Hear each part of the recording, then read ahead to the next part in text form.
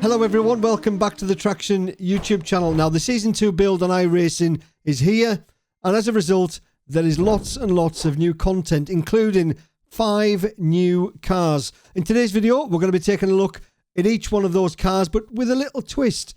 I'm going to take you on board each one for a lap. Now we will be taking a closer look at these cars at some point in the future, but this is just a very quick look, one lap on board each one, and you can see what it looks like from my perspective. So let's get on track. Okay, here we are then in the Toyota Corolla, starting a flying lap. This car feels really planted. It feels really nice.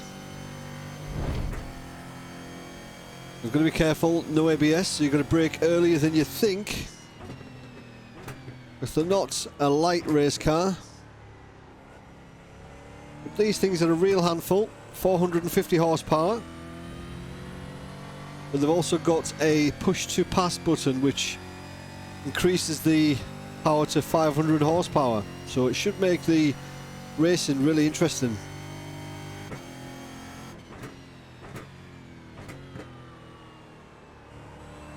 One thing I have noticed with the Toyota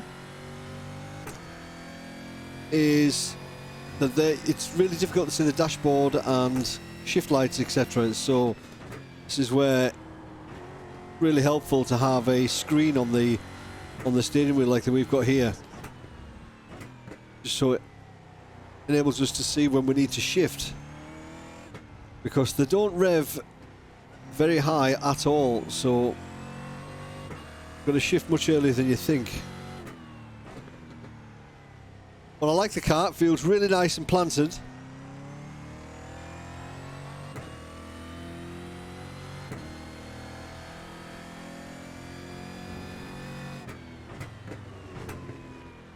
Just enough power to keep it interesting.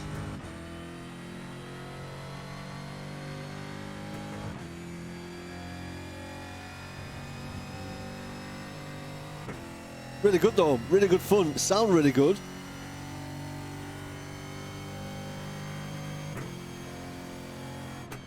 Awesome. Nice little switch panel on the top there. I don't know what all that means. Obviously in Portuguese. Good fun, good fun.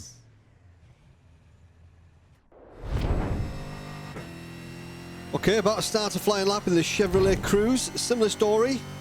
Can't see the shift lights. Got a panel above there for your switches.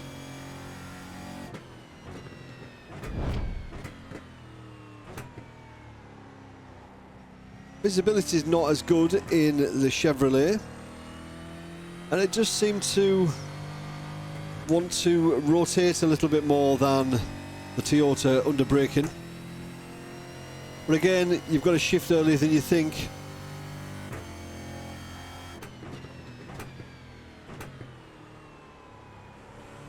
It's such good fun to drive. Really good fun to drive.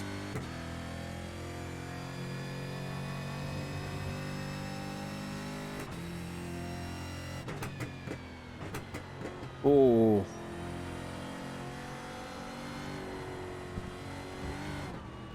Yeah, this one's definitely more lively than the Toyota. Definitely. Oh, can't see a thing. Run over the curb there a little bit.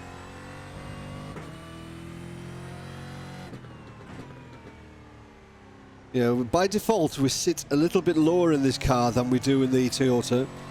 So that can obviously be changed with the camera tool. Probably would have to do that in this car, I think.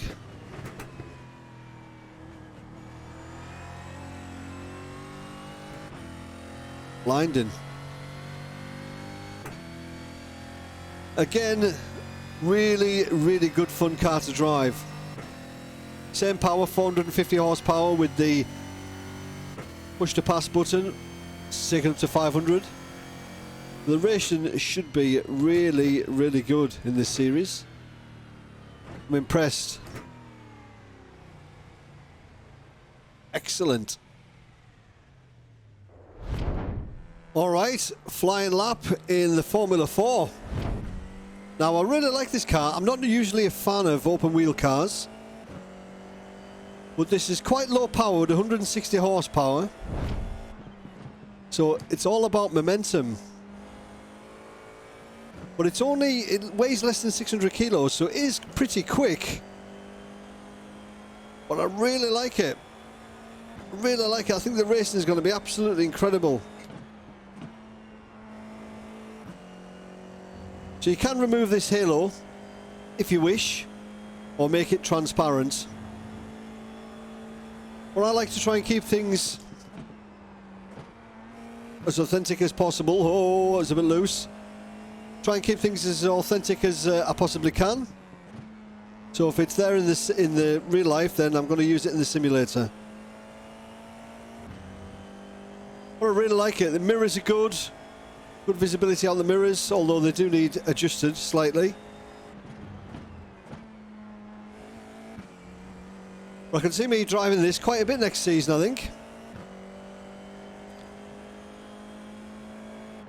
So in this series, they're all limited to 2-litre engine, 160 horsepower. Although the engines and chassis are different, they're all limited to the power that they put out, which makes the racing really close. I like that. I really like that. Bravo iRacing. Bravo. Cracking little car. Really good. Right, so let's take out this Hyundai Veloster. Now, I was quite surprised that iRacing released another Hyundai touring car after just releasing the other one in the build not too long ago, the Elantra. But this one feels pretty similar, actually. It does feel remarkably similar to the other one, not surprisingly. So this one, 350 horsepower, a 2-litre engine. Actually handles really nice. There's not too much understeer coming out of the slower turns. You can pretty much stamp on the gas and it doesn't understeer too much. It hooks up quite nicely. Right, we'll take it for a lap. Knockhill, where every touring car should run. An absolutely fantastic combination.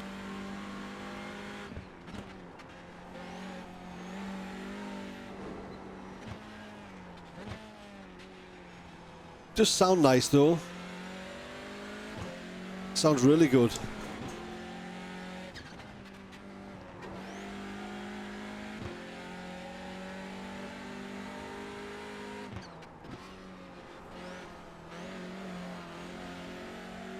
One thing you don't want to do though with a touring car is go on the grass or the sand, because it just sucks you in.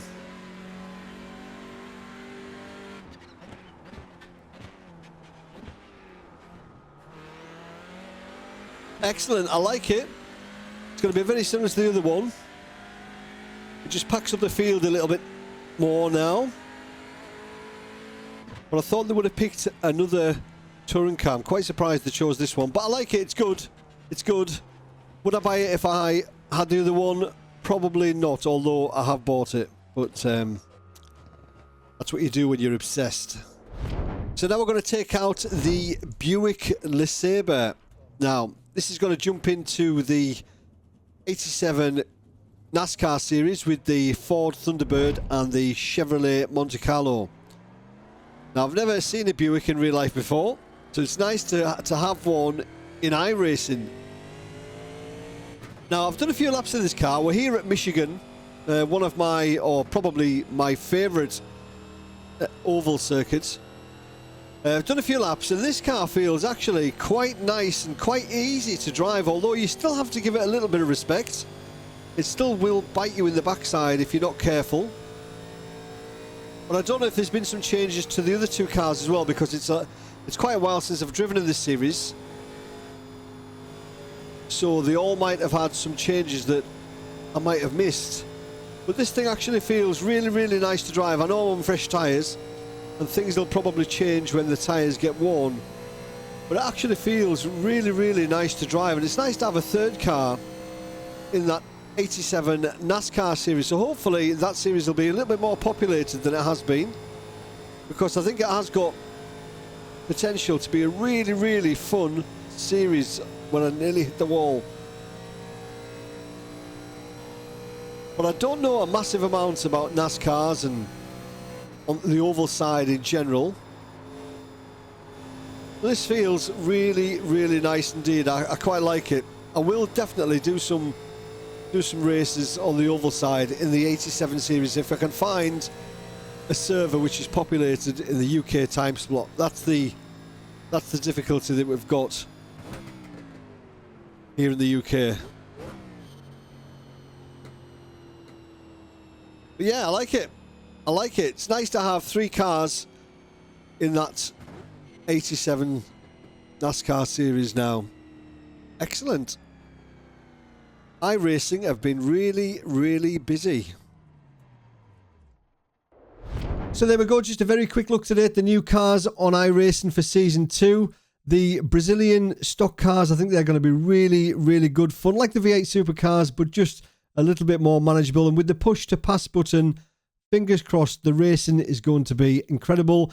The Formula 4 car, I think that's going to be a really popular series. That's a great stepping stone for those guys in the Skip Barber who want to progress to the Formula 3 or into the Mercedes Formula 1 car. The touring car, I'm a little bit surprised that they've added another Hyundai after the Elantra, which doesn't seem that long ago, but another touring car is another touring car. Happy days. And the 1987 Buick Lesabre, that's a great addition to that series. So now in the 1987 series, we've got 3 cars to choose from. So let me know down below in the comments which cars you've opted for, if any, and let me know what you think of the new iRacing build. As always, thanks for watching. Keep it pinned.